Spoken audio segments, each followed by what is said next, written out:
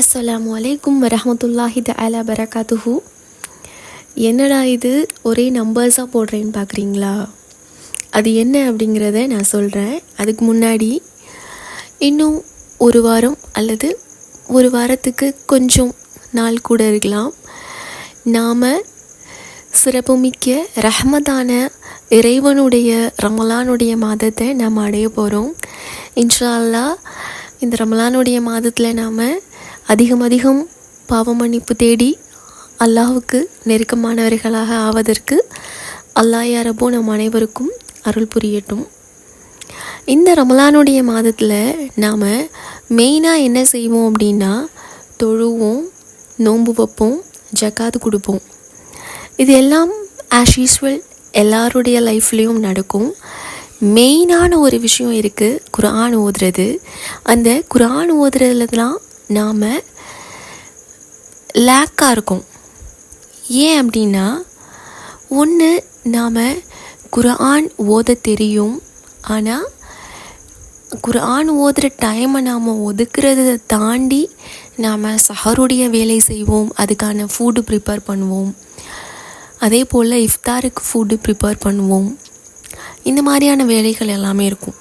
அது இல்லாமல் நம்மளுடைய வீட்டில் அன்றாட வேலைகள் அப்படிங்கிறது ஒன்று இருக்கும். இதெல்லாம் இருக்கிறதுனால நாம் தொழுறத 5 வேலையும் எப்பவும் பண்ணுறது அதை செஞ்சுருவோம். பட் குர்ஆன் ஓதுறதுல கம்மியாகும்.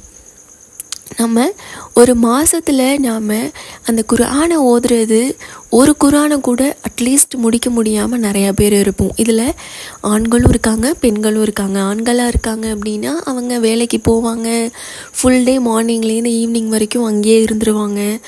அவங்களுக்கு ஈவினிங் வந்து இஃப்தார் முடித்து இஷா தொழுது அதுக்கப்புறம் அவங்களுக்கு இருக்கக்கூடிய சின்ன கேப்பில் அவங்க அந்த குர்ஆனை ஓதி முடிக்கணும் டெய்லி பேஸிஸில். அப்போ தான் அவங்களால அந்த குர்ஆனை முடிக்க முடியும்.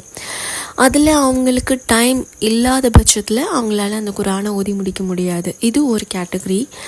இன்னொருத்தவங்க இருக்காங்க, நல்லபடியாக ஓதுவாங்க, ஓதுறதுக்கான டைமும் இருக்கும், பட் என்ன ரீசன்னு தெரியாது, அவங்க அந்த குர்ஆனை ஓதாமையே இருந்துருவாங்க. நோம்புடைய நாட்களில் நோன்பு வச்சுட்டு தொழுதுட்டு இருந்துருவாங்க, குர்ஆன் ஓதுறதுல கம்மியாயிடும்.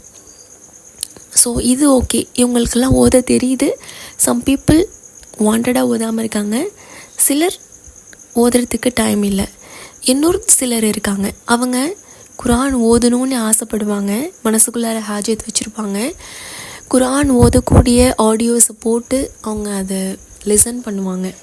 ஆனால் அவங்களுக்கு குர்ஆன் ஓத தெரியாது.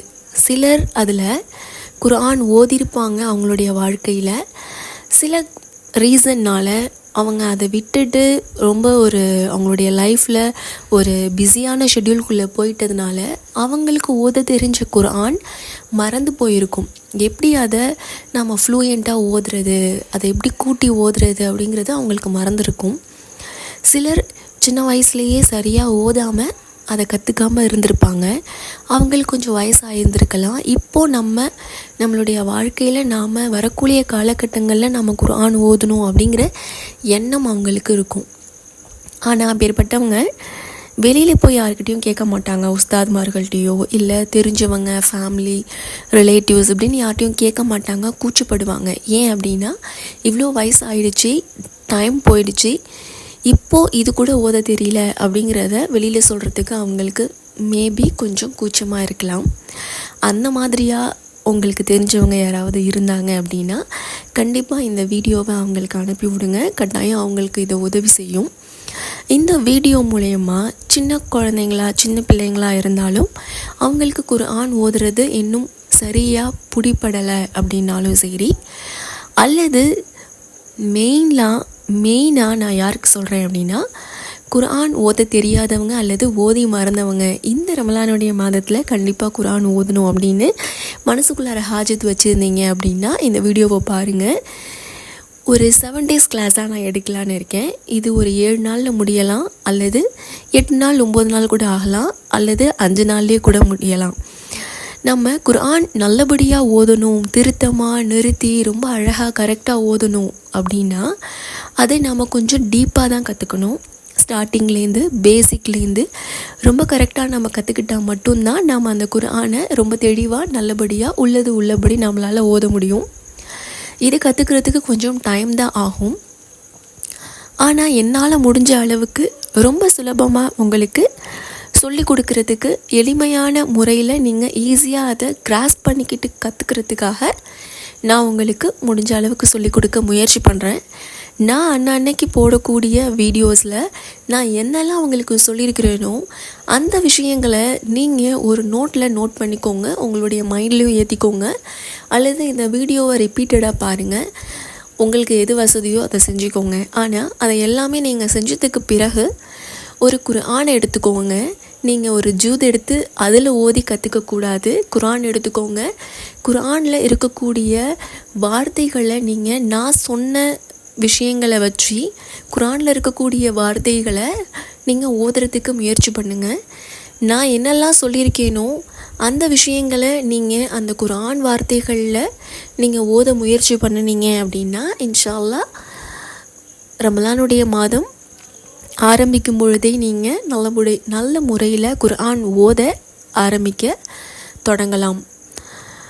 நீங்கள் குர்ஆனை எடுக்காமல் நான் முதல்ல ஜூத் எடுத்து அதில் ஒரு வார்த்தையாக நான் ஓத கற்றுக்கிறேன் அப்படின்னு நீங்கள் முயற்சி பண்ணிங்கன்னா கொஞ்சம் கஷ்டமாக தான் இருக்கும். ஏன்னா நாம் ஒரு வாரத்தில் கற்றுக்கிட்டு குர்ஆனை ஓதுறதுக்கு முயற்சி பண்ண போகிறோம். அதனால் குர்ஆனை எடுத்து வச்சு ஓத முயற்சி பண்ணுங்கள். மொதல் நாள்லேருந்தே நான் மொதல் நாள் போட்ட வீடியோவை என்னெல்லாம் சொல்லியிருக்கிறேனோ அதை நீங்கள் 2வது நாள் 3வது நாள் 4வது நாளில் நீங்கள் செஞ்சு பார்க்கும்பொழுது ஃபஸ்ட்டு டே சொன்ன வீடியோவில் என்னெல்லாம் நான் சொல்லியிருக்கேனோ அது எல்லாமே சேர்த்து தான் நீங்கள் ப்ராக்டிஸ் பண்ணி பார்க்கணும். அப்போ தான் நீங்கள் இந்த கிளாஸோட முடிவில் இன்ஷா அல்லாஹ் நல்ல முறையில் குர்ஆன் ஓத ஆரம்பிக்க முடியும். கட்டாயம் இந்த வீடியோ நிறைய பேருக்கு பயனுள்ளதாக அமையணும் அப்படின்னு அல்லாஹ் யா ரப்புக்கிட்ட துவா செஞ்சுக்கிறேன். இன்ஷா அல்லாஹ் பார்க்கலாம். இப்போது நாம் குர்ஆன் ஓதணும் அப்படிங்கிறத மனசுக்குள்ளார ஹாஜத் வச்சுக்கிட்டு கிளாஸை ஸ்டார்ட் பண்ணுவோம். கிளாஸ்க்குள்ளே போகலாமா? குர்ஆன் ஓதுறதுக்கு முதல்ல நமக்கு லெட்டர்ஸ் அப்படிங்கிறது நமக்கு தெரியணும். எப்படி ஏபிசிடி காங்காச்சா அப்படின்னு இருக்கோ அதே போல் அரபியில் நமக்கு லெட்டர்ஸ் இருக்குது. அந்த லெட்டர்ஸ் நமக்கு முதல்ல தெரியணும். அந்த லெட்டர்ஸை நாம் மனப்பாடம் பண்ணி தான் வச்சுக்கணும். ஆல்ரெடி ஓதுனவங்களாக இருந்தாலும் சரி அல்லது நியூவாக கற்றுக்க போகிறவங்களாக இருந்தாலும் சரி அவங்க ஃபஸ்ட்டு அலிஃப் பே அப்படிங்கிறத ஃபுல்லாகவே கற்றுக்கணும். அந்த லெட்டர்ஸுடைய வடிவம் எப்படி இருக்குது, அந்த லெட்டர்ஸை நாம் எப்படி ப்ரொனவுன்ஸ் பண்ணணும் அப்படிங்கிறத முதல்ல கற்றுக்கணும். அதுக்கப்புறம் எப்படி காங்காச்சால கி இக்கு கே கௌ அந்த மாதிரி ஒவ்வொரு லெட்டர்ஸும் நாம் உருவாகிறோமோ அதே போல் இதில் ஒரு வார்த்தையை நாம் உருவாகிறதுக்கு நமக்கு யூஸ் ஆகக்கூடிய ஜேரு ஜபரு இதெல்லாம் நாம் தெரிஞ்சுக்கணும். இது எல்லாமே நாம் பார்க்கலாம். ஃபர்ஸ்ட் நம்ம லெட்டர்ஸை பார்க்கலாம். முதல்ல அலிஃப், அ லி இஃப், அலிஃப். அடுத்தது ஒரு வளைவு, அந்த வளைவுக்கு கீழே ஒரே ஒரு நுக்தாங்கிறது நுக்கத்து புள்ளின்னு சொல்லுவாங்க. அந்த புள்ளியை தான் நுக்தாங்கிற பேரில் நம்ம அழைக்கிறோம். அப்படி ஒரு வளைவுக்கு கீழே ஒரு நுக்தா இருந்தால் அது பே, பிஏஒய் பே. அடுத்தது அதே வளைவுக்கு மேலே 2 நுக்தா இருந்துச்சுன்னா தே. உங்களுக்கு அந்த லெட்டர் இப்படி தான் இருக்கும் அப்படிங்கிறத உங்கள் மனசில் பதியணுங்கிறதுக்காக நான் சொல்கிறேன். அந்த வளைவுக்கு மேலே 2 நுக்தா இருந்தால் தே. அடுத்தது அதே போல் 3 நுக்தா இருந்துச்சுன்னா வளைவுக்கு மேலே 3 நுக்தா இருந்துச்சுன்னா சே. அடுத்தது அதே அந்த வளைவை பக்கவாட்டில் இருந்து நடுவில் ஒரே ஒரு நுக்தா இருக்குது அப்படின்னா ஜீம். அடுத்தது அந்த வளைவு இருக்குது, வெறுமனே அந்த வளைவு இருக்குன்னா அதுக்கு பேர் ஹே. அந்த வளைவுக்கு மேலே ஒரே ஒரு நுக்தா இருந்துச்சு அப்படின்னா ஹே. அடுத்தது அதே வளைவை ஹேக்கு எப்படி நம்ம வளைக்கிறோமோ அதே ஆப்போசிட் டைரக்ஷனில் இருக்குது அப்படின்னா அது தால். உங்களுக்கு புரியணுங்கிறதுக்காக நான் சொல்கிறேன். நீங்கள் இன்னும் கவனமாக இதை நீங்கள் ஓதி ப்ராக்டிஸ் பண்ணிக்கோங்க. தால். அதே போல் தாலுக்கு மேலே ஒரே ஒரு நுக்தா வரும், அதுக்கு பேர் தால். அடுத்ததாக ரே ஜே, ஜேக்கு மேலே ஒரு நுக்தா இருக்கும், ரே மாதிரியே போட்டு மேலே ஒரு நுக்தா இருந்தால் அதுக்கு பேர் ஜே. அடுத்தது எந்த ஒரு நுக்தாவும் இல்லாமல் சும்மா இருக்குது அப்படின்னா அதுக்கு சீன். அதே மேலே 3 நுக்தா வந்துச்சு, சீனுக்கு மேலே 3 நுக்தா இருந்துச்சு அப்படின்னா அதுக்கு பேர் ஷீன். நாம் ப்ரொனவுன்ஸ் பண்ணும்போது நம்மளுடைய அந்த வார்த்தை சாதாரணமாக நுனி நாக்குலேருந்து வருதா இல்லை தொண்டையிலேருந்து வருதா இல்லை நடுவுலேருந்து நாம் நம்மளுடைய வாய்க்கு நடுவுலேருந்து அதை ப்ரொனவுன்ஸ் பண்ணுறோமா அப்படிங்கிறது ரொம்ப முக்கியம். எப்படி தமிழில் ழா அப்படிங்கிறத நம்ம அந்த நாக்கு மடக்கி சொல்கிறோமோ அந்த மாதிரி இந்த வார்த்தைகளெல்லாம் நாம் இந்த லெட்டர்ஸ் எல்லாருமே நாம் கரெக்டாக ப்ரொனவுன்ஸ் பண்ணணும். அப்போ தான் நம்ம ஓதக்கூடிய வார்த்தைகள் நமக்கு கரெக்டாக வரும், அப்போது தான் அர்த்தமும் மாறாது அப்படிங்கிறத மனசில் வச்சுக்கோங்க. அடுத்தது சாத். சாதுக்கு மேலே ஒரு நுக்தா இருந்துச்சுன்னா லாத். நான் உங்களுக்கு அந்த லெட்டருடைய வடிவம் புரியணுங்கிறதுக்காக, உங்களுடைய மனதில் பதியணுங்கிறதுக்காக மேலே ஒரு நுக்தா இருக்கணும் அப்படிலாம் நான் சொல்லிகிட்டு இருக்கேன். இதை நான் புள்ளின்னு சொல்லியும் உங்களுக்கு புரிய வைக்கலாம், ஆனால் இதுக்கு பேர் இதாங்கிறது உங்களுடைய மனசில் பதியணுங்கிறதுக்காக தான் நான் சொல்லிகிட்டு இருக்கிறேன். இது இல்லாமல் இந்த வார்த்தைகளை உங்களால் கண்ணால் பார்த்து நல்லா அப்சர்வ் பண்ணி மனப்பாடம் பண்ணிக்க முடியும்னா பண்ணிக்கோங்க, அல்ஹம்துலில்லாஹ். அடுத்தது தோய். தோய்க்கு மேலே ஒரு நுக்தா இருந்துச்சுன்னா லாய், தோய் லாய். அடுத்தது ஐனு, ஐனுக்கு மேலே ஒரு நுக்தா வச்சா கைனு. அடுத்தது ஃபே. ஃபேக்கு ஒரே ஒரு நுக்தா வரும், காஃபுக்கு 2 நுக்தா வரும். இப்போது இதில் ப்ரொனவுன்சியேஷன் வேறுபடும். ஃபேக்கு ஒரு நுக்தா வருதா, ஃபே மாதிரியே 2 நுக்தா வச்சு வர்றது ஹாஃப். அதே பக்கத்தில் லாமு மாதிரி போட்டு நடுவில் ஒரு ஏ மாதிரி சிம்பிள் போட்டு வருதில்ல, அதுக்கு பேர் காஃப். நல்லா புரிஞ்சுக்கோங்க, ஹாஃப் வேறு காஃப் வேறு, ரெண்டுமே வேறு. புரியுதா? ப்ரொனவுன்சேஷனும் வேறு, லெட்டரும் வேறு, புரிஞ்சுக்கோங்க. அடுத்ததாக லாம். அடுத்தது மீமு, நூனு. பே போடுற மாதிரியே வளைவு போட்டு நடுவில் மேலே புள்ளி வச்சுருந்தா நூனு, கீழே புள்ளி வச்சுருந்தா அதாவது நுக்தா வச்சுருந்தா பே. புரிஞ்சுக்கோங்க, மாற்றம் ஏற்பட்டுரும். நம்ம புதுசாக ஓத ஆரம்பிக்கும் பொழுது இதில் தான் நம்மளுக்கு தவறு ஏற்பட ஆரம்பிக்கும். அதனால் இதெல்லாம் நீங்கள் ரொம்ப நல்லா மனசுக்குள்ளார பதிய வச்சுக்கோங்க. அடுத்தது வாவ். வாவ், வாவு. ஓகேவா? அடுத்தது இன்வெர்ட்டடாக ஒரு வளைவு மாதிரி போட்டிருக்கிறது ஹே. கடைசியாக ஏ. இந்த மாதிரி ஒவ்வொரு வார்த்தைகளையும் கரெக்டாக நீங்கள் புரிஞ்சுக்கணும். ஒவ்வொரு லெட்டர்ஸையும் கரெக்டாக எப்படி ப்ரொனவுன்ஸ் பண்ணணும் அப்படிங்கிறத புரிஞ்சுக்கிட்டு கற்றுக்கோங்க. மறுபடியும் ஒரு தடவை பார்க்கலாம். அலிஃப், பே, தே, சே, ஜீம், ஹே, ஹே, தால், தால், ரே, ஜே, சீன், ஷீன், சாத், லாத், தோய், லோய், ஐன், கைன், ஃபே, ஹாஃப், காஃப், லாம், மீம், நூன், வாவ், ஹே, ஏ.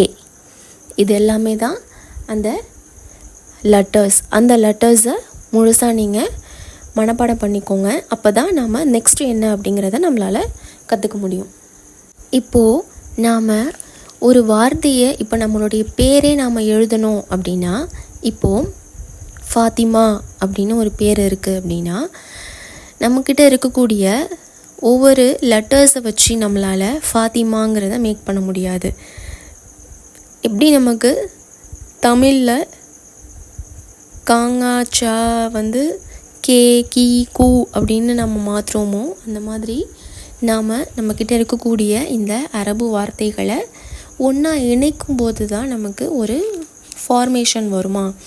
அப்போது அந்த ஃபார்மேஷன் ஆகிறதுக்கு நமக்கு முக்கியமாக என்ன தேவை அப்படின்னா ஜேர் ஜபரு இதெல்லாம் நமக்கு தெரிஞ்சாதான் அந்த 2 எழுத்தை நம்மளால் ஒன்றா கனெக்ட் பண்ண முடியும். கனெக்ட் பண்ணி ஒரு வார்த்தையை நம்மளால் உருவாக்க முடியும். அதுக்கு நமக்கு ஃபஸ்ட்டு தெரியணுங்கிறது ஜபர், ஜேரு, பேஸ். எப்படி சொல்லுவாங்க அப்படின்னா, ஒரு லெட்டருக்கு மேலே ஒரு சின்ன கோடு மாதிரி வந்திருக்கும். உங்களுடைய குரான் எடுத்து நீங்கள் செக் பண்ணி பாருங்கள். உங்களுடைய ஒரு லெட்டருக்கு மேலே ஒரு கோடு மாதிரி வந்திருக்கும். எந்த ஒரு லெட்டருக்கு மேலே ஒரு கோடு வந்தாலும் அதுக்கு பேர் ஜபர். அதே அந்த கோடு அந்த லெட்டருக்கு கீழே வந்துச்சு அப்படின்னா அதுக்கு பேர் ஜேரு. அதே ஒரு லெட்டருக்கு மேலே இப்படி சுழிச்சு விட்டா மாதிரி இருக்குது அப்படின்னா அதுக்கு பேர் பேஸ். இது எல்லாத்தையுமே இப்போது ஜபர் அப்படிங்கிறது ஒரு லெட்டருக்கு மேலே ஒரு ஜபர் வந்தால் அந்த லெட்டரை எப்படி படிக்கணும் அப்படிங்கிறத நான் அடுத்த கிளாஸில் சொல்கிறேன். இப்போது அந்த சிம்பாலிக்ஸுக்கெலாம் என்ன பேர் அப்படிங்கிறத ஃபஸ்ட்டு நீங்கள் தெரிஞ்சுக்கோங்க. இப்போது ஜபர், ஜேர், பேஸ் பார்த்தாச்சு. புள்ளிக்கு பேர் நுக்தாங்கிறது ஆல்ரெடி நம்ம சொல்லியாச்சு.